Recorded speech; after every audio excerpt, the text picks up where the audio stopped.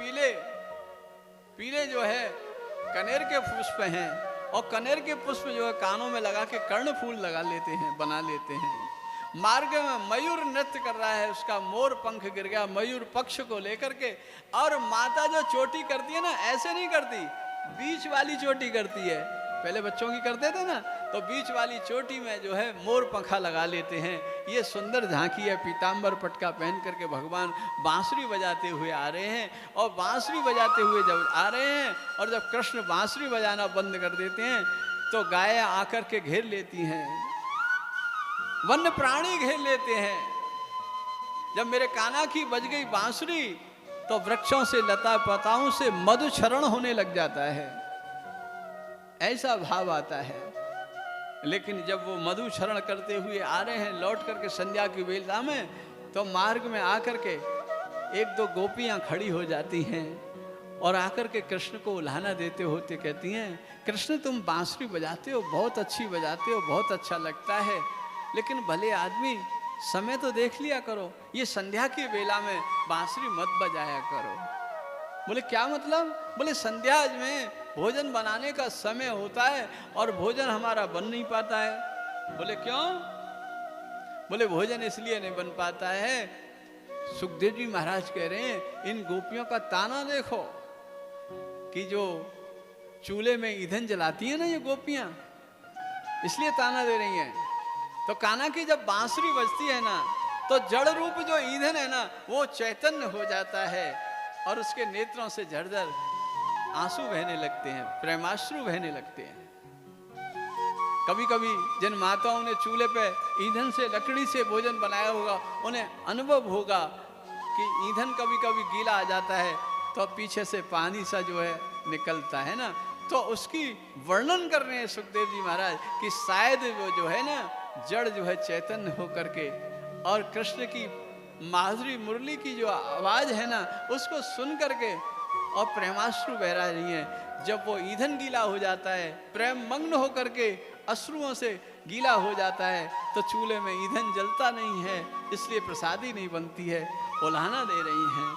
जब उल्हाना दे रही हैं, तो भक्तवत्सल भगवान कह रहे हैं कि ठीक है गोपियों, तुम्हारे कहने से मैं संध्या के समय में बांसुरी नहीं बजाया करूंगा, लेकिन तुमको भी मेरा एक काम करना होगा, मेरी बात माननी होगी। बोले क्या? मैं चीरहरण लीला की ओर आपका ध्यान आकर्षित करना चाहूंगा।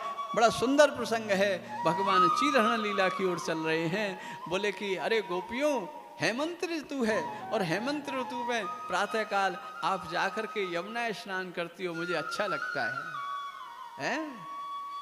हेमंते प्रथमे मासी नंद ब्रज कुमारिका चेरोह विश्वं भुंजाना कात्यानार्थ अर्चनम। अरे हेमंत ऋतु में आप जाकर के जो है ना यमुना जल में स्नान करती हैं, वो तो अच्छा लगता है। यमुना जी में स्नान करने के बाद में कात्यायनी मैया का पूजन करती हैं, और पूजन करके कात्यायनी मैया से क्या कहती हैं कि कात्यायनी महामाये महायोगिंधीश्वरी नंद गोप सुतम देहि पतिम मे कुरुते नमः। आप जो है कात्यायनी मैया से मुझे जो है वर्ण करना चाहती हैं, मेरे साथ विवाह करना चाहती हैं, ये मांगती हो, ये मैं जानता हूँ, मुझे कोई आपत्ति नहीं है, कुछ भी कहो, कुछ भी मांगो, लेकिन तुम्हारे स्नान करने की जो रीति है ना, वो ठीक नहीं है, शास्त्र सम्मत नहीं है, वरुण जी महाराज का अपमान करती हैं। बोले कैसे? बोले आप निर्वस्त्र स्नान करती हैं, निर्वस्त्र स्नान नहीं करना चाहिए स्त्री को, और देखो लौकिक दृष्टि से भी ठीक नहीं है। आप जब निर्वस्त्र स्नान करती हैं तो कोई पुरुष देख सकता है, किसी पुरुष की दृष्टि पड़ सकती है, इसलिए आप जो है निर्वस्त्र स्नान। हाँ, जाओ जाओ जाओ, हमें उपदेश मत दो, हमें समझ में आ गया तुम क्या कहना चाह रहे हो। अरे हमें उपदेश देने की आवश्यकता नहीं है, इतने सवेरे सवेरे अंधेरे कौन आ जाएगा वहां पर। हाँ, वरुण देवता का अपराध होता होगा तो देखेंगे, और भगवान समझ गए कि ऐसे नहीं मानने वाली हैं। बोले ठीक है, मेरा काम था बताने का, आप मानो या न मानो। एक दिन भगवान ने कुछ दिन, 1-2 दिन घुमाने के बाद में और एक लीला की। लीला क्या की कि जैसे गोपियों ने अपने वस्त्र उतार करके घाट पर रखे और यमुना जी में गोता लगाया है, भगवान चुपके से पहुंच गए और जा करके उन गोपियों के वस्त्रों को चुरा करके और कदम्ब पर बैठ गए जाके। और कदम्ब पर जब बैठ गए, गोपियां स्नान करने के बाद जब बाहर निकलने लगी, अरे बहन देखो तो सही, सूर्य नारायण निकल आए, आज तो बहुत देर हो गई, लेकिन घाट पे ये क्या हुआ, हमारे वस्त्र कहाँ गए?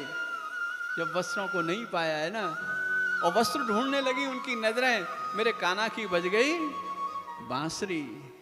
जैसे ही बांसुरी बजी, गोपियां कहने लगी, अरे गोपाल, ये निर्लज्जता अच्छी नहीं है। तुम जो है ना ऐसे काम क्यों कर रहे हो? तुम स्त्रियों के घाट पे आए क्यों भैया? अरे तुम्हारे हाथ जोड़ते हैं, तुम अपने हमारे इन वस्त्रों को नीचे फेंक दो और आप जो है पीछे वाले घाट पे चले जाओ, भले आदमी, तुम्हारे हाथ जोड़ते हैं। भगवान कहने लगे, मैंने वस्त्र चुराए आपके? अरे गोपियों, इतना बड़ा आक्षेप लगा रही हो? मैंने तो कोई वस्त्र नहीं चुराए।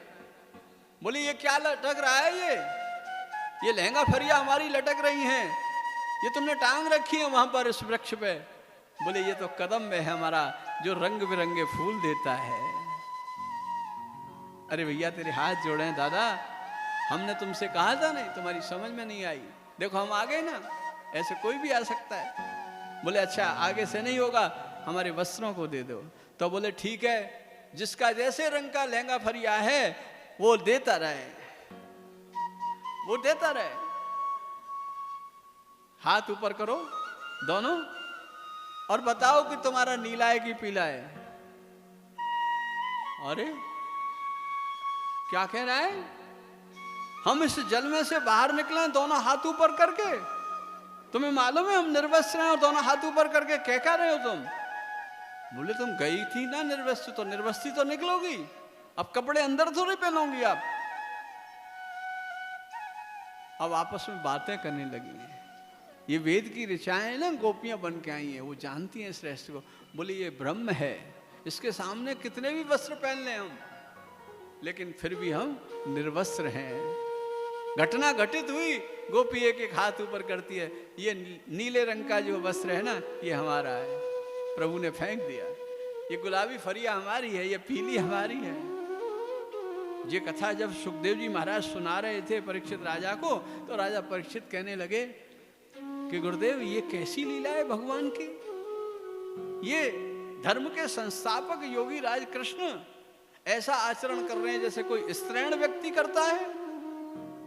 ये तो किसी धर्म के संस्थापक योगी राज कृष्ण के से लक्षण नहीं लगते हैं। मुझे ये प्रसंग समझ में नहीं आया। तो सुखदेव जी महाराज कहते हैं, समरथ कौन है दोष गुसाई, समरथ कौन है दोष गुसाई, रवि पावक सुर सर की नाई, रवि पावक सुर सर की नाई। ये भगवान कृष्ण कौन है? ईश्वर हैं और सामर्थ्यवान के लिए कोई दोष नहीं लगता है, हैं? देखो किसी गरीब की कन्या कोई काम कर ले या गरीब आदमी कोई ऐसा कार्य कर ले तो उसकी लोक रीति में बहुत ज़्यादा चर्चा हो जाती है। उसी कार्य को निंदनीय कार्य हो कोई और उस निंदनीय कार्य को कोई बड़ा आदमी कर ले तो उसकी किसी में हिम्मत है चर्चा करने की? नहीं होती है। फिर बोले कि ऐसा है परीक्षित, चलो तुम जो है ना कृष्ण को साधारण बालक की मान लो, मत मानो। तो कृष्ण ने जब गोपियों के वस्त्र चुराए थे ना, उस समय कृष्ण की उम्र थी 5 वर्ष की, और जिन गोपियों के वस्त्र चुराए थे उनकी उम्र थी 5 से 6 वर्ष की। क्या इस उम्र में किसी के मन में काम भावना होती है क्या? बोले ये भी अगर भाव अच्छा नहीं लगता है तो परिचित ध्यान से सुनो, कृष्ण कौन है? बोले कृष्ण है ईश्वर। और गोपियां कौन है? बोले जीवात्मा, जीव है। और ये वस्त्र क्या है? ये है अविद्या, ये वस्त्र अज्ञान है। कृष्ण ने, ईश्वर ने जीव रूपी गोपियों के अविद्या रूपी, अज्ञान रूपी वस्त्रों का हरण किया, और जब उन्होंने मांगा तो ज्ञान भर के उनको वापस कर दिया। यह है चीरहरण की लीला करे। वहां लहंगा फरिया नहीं चुराई भगवान ने, अविद्या रूपी अज्ञान का जो आपका हरण किया, उसमें ज्ञान भर के मेरे प्रभु ने जो वापस कर दिया। परमात्मा जो है मेरे हृदय में विद्यमान है, आपके में भी है, पर न आपको दिखता है न मुझे दिखता है, क्योंकि बीच में अज्ञान का पर्दा लगा हुआ है। ये अज्ञान का पर्दा हटे तो मुझे भी दिखे और आपको भी दिखे। बोलिए भक्त वत्सल भगवान की। यही जो है रहस्य चीरहरण लीला का।